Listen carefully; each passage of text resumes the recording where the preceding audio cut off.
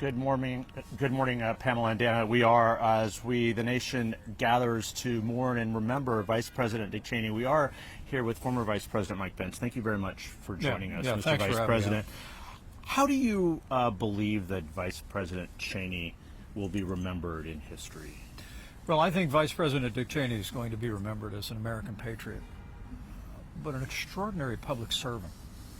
And when you think of a lifetime that spanned not only service in Congress, where he was in leadership, but being one of the youngest chiefs of staff for a president, with President Gerald Ford, going on to being the Secretary of Defense for President George Herbert Walker Bush, and then, of course, Vice President for President George W. Bush. I mean, there are very few Americans who have served at such levels with such distinction as Dick Cheney. But I think more than that, Jeff, I think he will be remembered as a man who was there at critical moments in the life of the nation. In the wake of Watergate, we had President Gerald Ford who made that hard decision to pardon President Nixon and move the country forward to a time to heal. Dick Cheney was there as his chief of staff. Operation Desert Storm, under President George Herbert Walker Bush, where he was Secretary of Defense in an extraordinary American military victory, and then, of course, being there on September 11th, a day those of us who were serving in Washington at the time will never forget.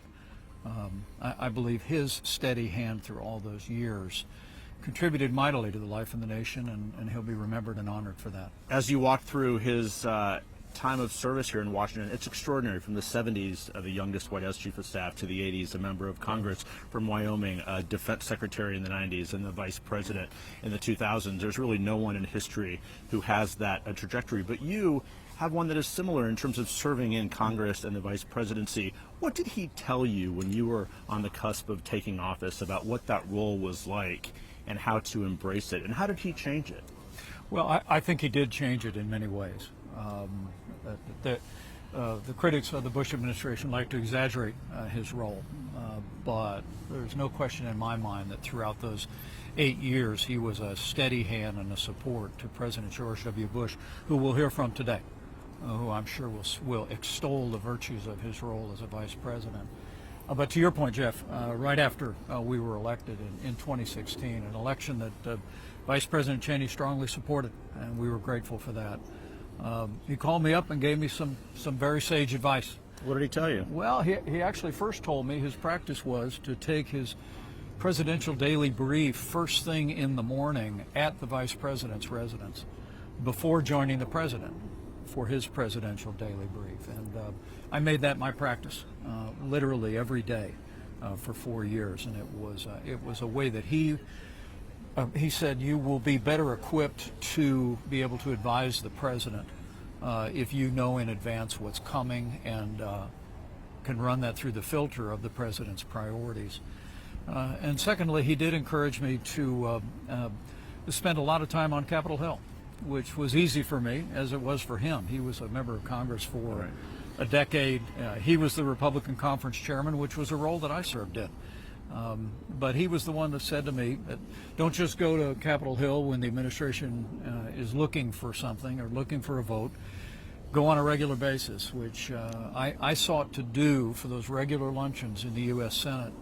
And I'll never forget, those were two pieces of advice that I think contributed to the success of their administration, and I know they contributed to the success of ours. As we all well remember, a year ago, he broke ranks with the party, and he supported Vice President Harris in her presidential bid. At the time he did so, he said that there was no greater threat to the republic than Donald Trump.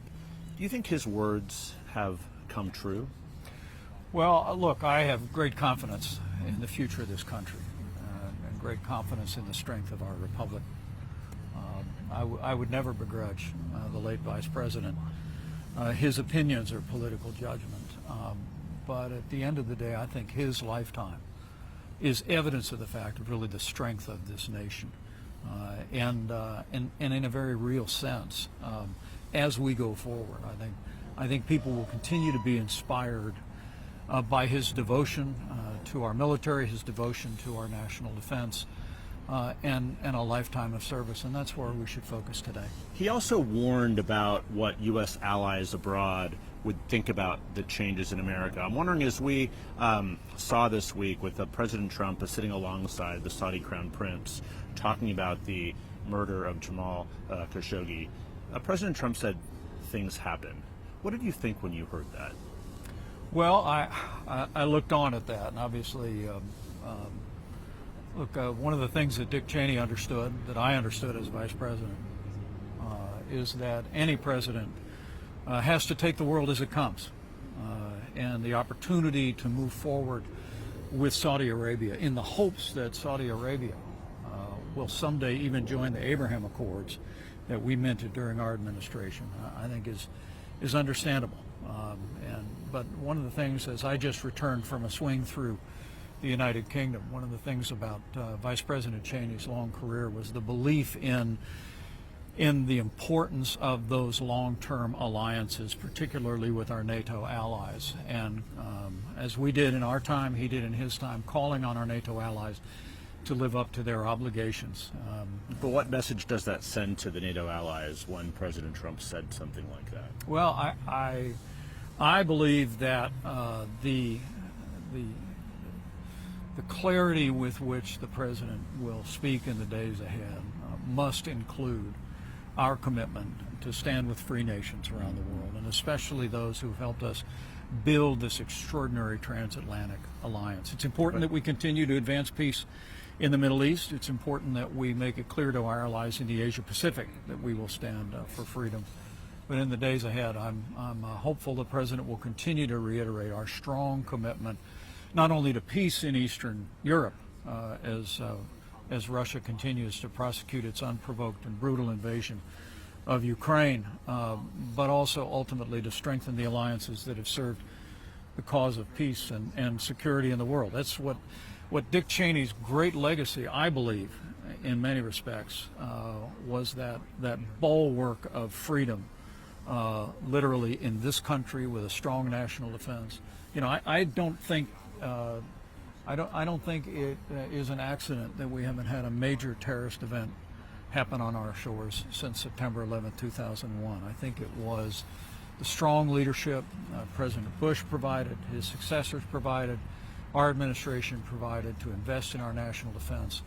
And I honestly think that will be Vice President Cheney's great legacy, is support for our military and support for our national security at home and abroad. He said country over party. That was one of his closing messages over the last year. As you prepare to take your seat in the cathedral here, there will be a tapestry of Republicans and Democrats, Speaker Boehner, Speaker Pelosi, President Biden, former Vice President Quayle. What does this moment say, do you believe, and can the country move beyond the bitter divide that it's now in? Oh, I'm confident it can. Look, our politics are more divided than any time in my lifetime. But I'm not convinced the American people are as divided as our politics. The American people, I think, as you will see today, with the turnout here at the National Cathedral, admire and respect men and women who step forward, either to put on the uniform of the United States, the uniform of law enforcement, or be in public life.